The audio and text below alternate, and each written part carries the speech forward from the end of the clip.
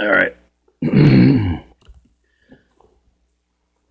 Lights Out, Chapter 45, Part Trace 3.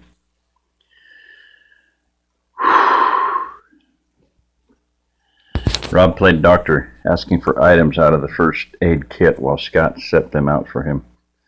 Rob wiped the excess blood away from the wound as he told Mark that he had taken out the back guard when he heard the first shot.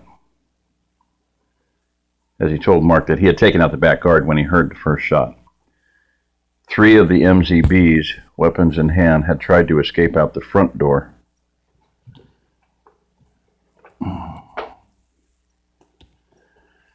Three of the MZBs, weapons in hand, had tried to escape out the back door. And they were now receiving their final judgment at the feet of God. No one else came out. He, Manny, and Joe had cleared the back of the house before they came in here. They didn't find anybody. Gunny was guarding the unconscious guard. Mark noticed that it was a little tender when Rob got close to the wound, especially on the exit side. He counted the dead MZBs in the room to take his mind off the discomfort. 11. 7 men and 4 women. Too bad they hadn't given up. Mark heard Rob ask for something. He still couldn't hear too well. He looked and saw Scott hand the acting medic a bottle of alcohol. I'm tired. Rob patted him on the shoulder. This might sting a little. Mark nodded his head. He felt the cold liquid on the back of his leg, and then it was on fire. He jerked, but found that Scott was holding his shoulders down, and someone else was holding his calf. "Sting my ass," he yelled. "It burns like a motherfucker." As the pain subsided, he almost had to laugh. How much money did he owe his bucks now? He decided to get the money from his brother, and a new pair of pants, too. "Worst part's over," Rob announced. Mark felt him apply antibiotic cream and then tape gauze over the holes. "That should get you home. It's not even bleeding much. Can you stand up?" "Yeah." Mark felt a pair of hands under each of his arms, and they pulled him to an upright position. "Don't put any weight on that leg. I don't want it to start bleeding again." "You got it, as long as you don't pour any more of that liquid fire on me." "Deal," Rob smiled. The girl was waking up. When she saw all the men in the room, she started screaming.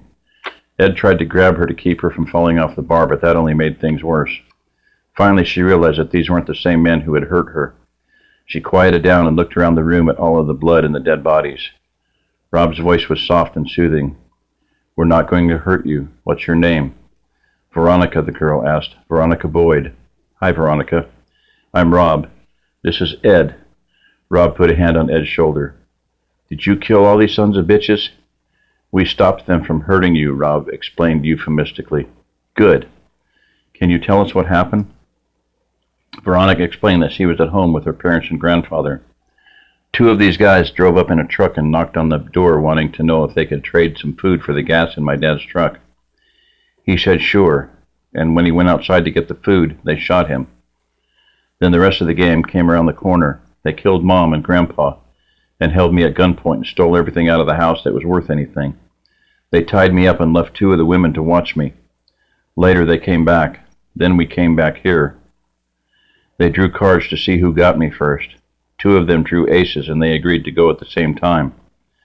I wasn't going to give up without a fight. Then the shooting started, and one of them grabbed me. He must have hit me on the head. She touched a spot on the back of her skull and drew her hand away quickly. Next thing I remember is waking up and seeing you guys. I hope it hurt like hell when they died. She jumped down off the bar, then she actually spit on one of the corpses and kicked it. It looked almost comical since she was so tiny. "Ed, why don't you take Veronica out on the front porch?" Rob suggested. Ed nodded his head. He reached for the girl's arm, but she swung it around as soon as he touched it. Mark didn't know if it was because she didn't want to be touched after almost being raped, or if she was just very independent. Ed shrugged his shoulders and walked out of the door. She followed him. "How did Ed do?" Rob asked. Once the young man was out of earshot. "You wouldn't believe it," Dwight said. "He must have taken out 5 of these guys. Every person I was fixing to shoot was dead before I could pull the trigger. It sounded like his rifle was full auto." "I know he saved my ass," Mark added. "One of the MZBs had me dead to rights, and he put one right between his eyes just in time.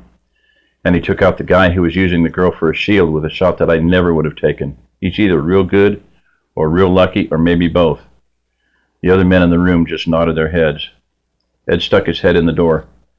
Gunny says the last guy is waking up. Everyone went outside. Victor and Rob carried Mark so that he could hop on one leg like an injured football player.